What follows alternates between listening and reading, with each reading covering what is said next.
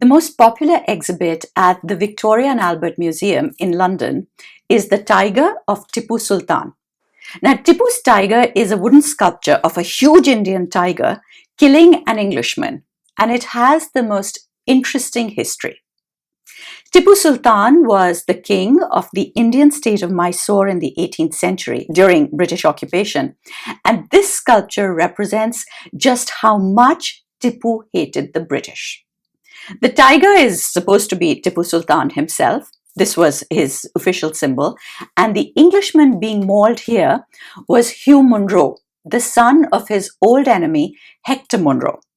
Hugh had been killed during a tiger shoot in India, and Tipu had had this sculpture made in celebration of his death.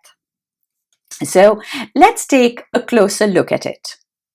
Now, this was originally made not as a decoration piece, but as a musical toy. Inside the wooden tiger is a musical instrument called an organ. An organ is a wind instrument, just a little bit like a harmonium.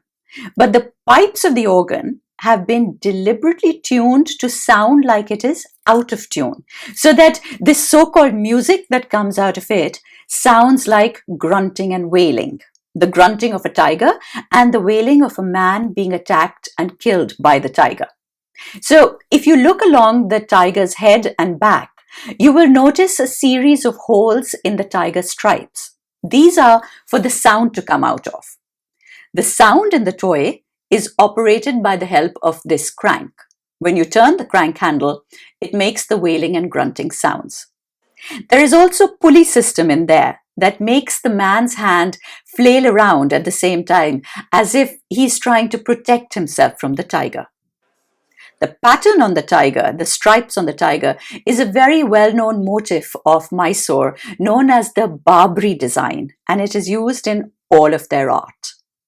Now, when, after the death of Tipu, the British first found this sculpture, they were so horrified at how savage it was that they had wanted it placed in the Tower of London, along with all the other instruments of torture and death.